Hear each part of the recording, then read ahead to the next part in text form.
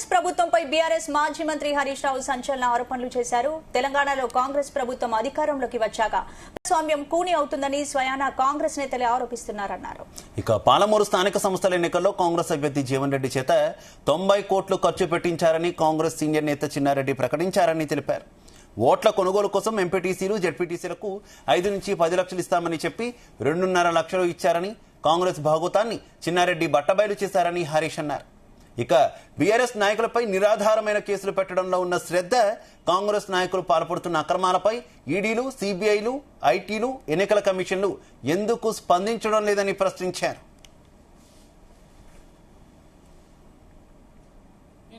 MLA ఉన్నా officials ఇంత భయపడే వాళ్ళు కాదు. ఒక ఎమ్మెల్యేకు, ఒక ఆర్డినరీ ఎమ్మెల్యేకు ఇలా పోలీసులు అయితే వాళ్ళ ఇంటి కావలిదారులాగా పనిచేస్తున్నారు. వాళ్ళ ఇంటి కావలిదారులాగా పనిచేస్తున్నారు పోలీసులు అయితే. చాలా అధ్వానం. కేసు పెట్టామంటే పెట్టాలి, వద్దంటే వద్దు, తీసేయమంటే తీసేయాలి.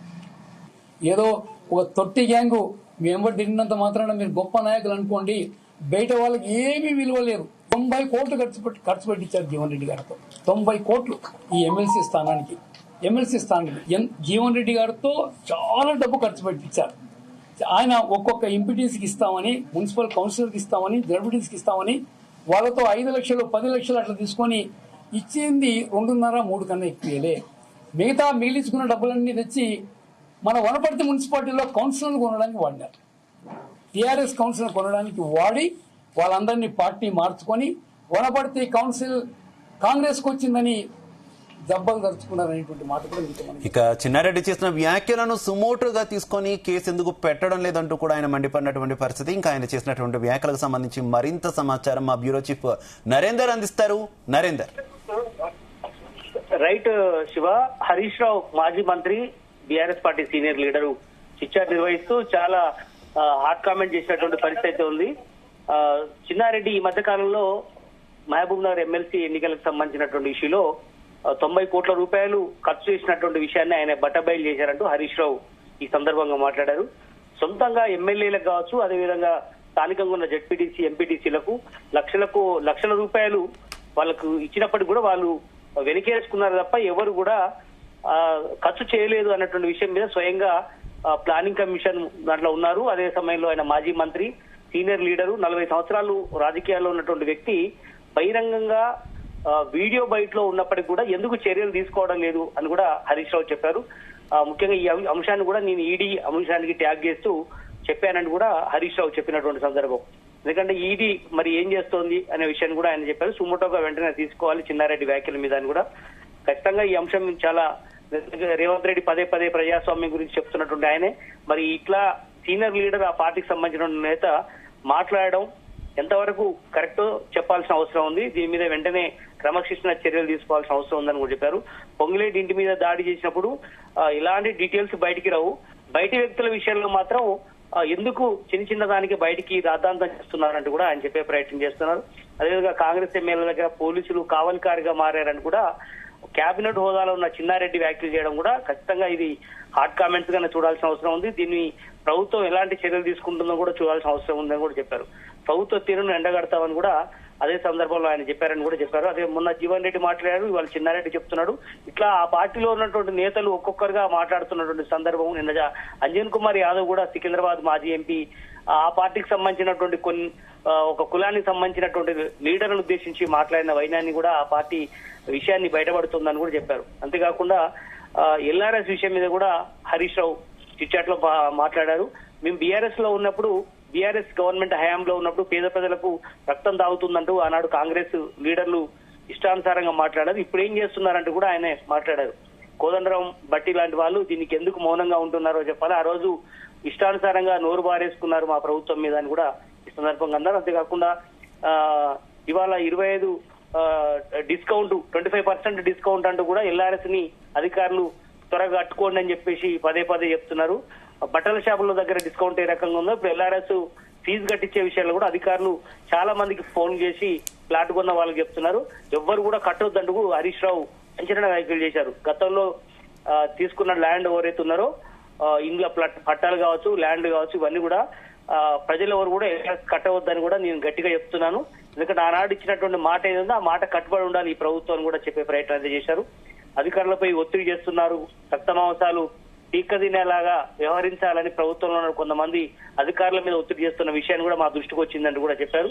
కనుక ఎల్ఆర్ఎస్ పై గతంలో చెప్పినటువంటి మాటల మీద ముక్కు నేలకు రాయాల్సిన అవసరం ఉంది. ముక్కు నేలకు రాసి క్షమాపణ చెప్తే తప్ప మేము వదిలిపెట్టబోమని కూడా చెప్పారు. ఎస్ఎల్బిసి విషయం కూడా మనం చూసాం.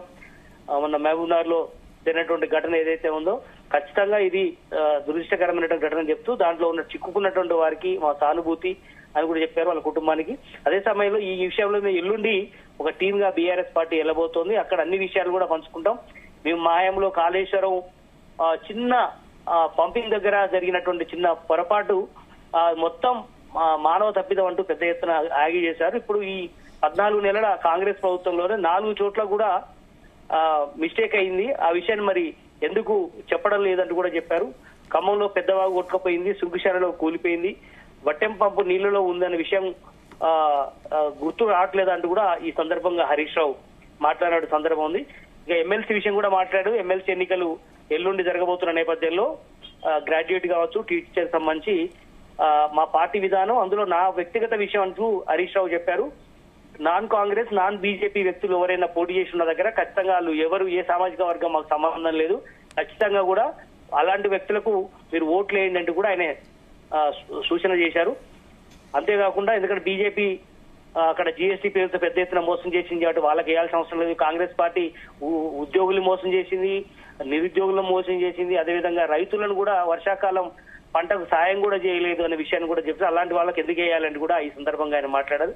కనుక అలాంటి వ్యక్తులు కాకుండా న్యూట్రల్ గా ఉన్నటువంటి వ్యక్తులకు ఓట్లు వేయాల్సిన అవసరం ఉందని కూడా ఈ సందర్భంగా మాట్లాడారు. కనుక ఎల్లుండి మేము అదే సమయంలో ఎస్ఎల్బిసి గురించి ఎల్లుండి ఒక టీమ్ గా వెళ్ళబోతున్నాం, అక్కడ అన్ని విషయాలు కూడా చెప్పబోతున్నాం కనుక మాట్లాడారు. అదేవిధంగా ఢిల్లీకి రేవంత్ రెడ్డి ఇప్పటికి 35-36 సార్లు పోయారు.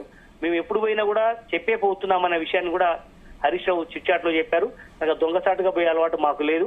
ఆయన ఉదయం ఎర్లీ మార్నింగ్ వెళ్తాడు, రాత్రి వెళ్తాడు, ఒంటరిగా కలుస్తుంటాడు. ఢిల్లీలో మూటలు తీసుకెళ్లే ప్రయత్నం జరుగుతుంది వాళ్ళ పార్టీలోనే.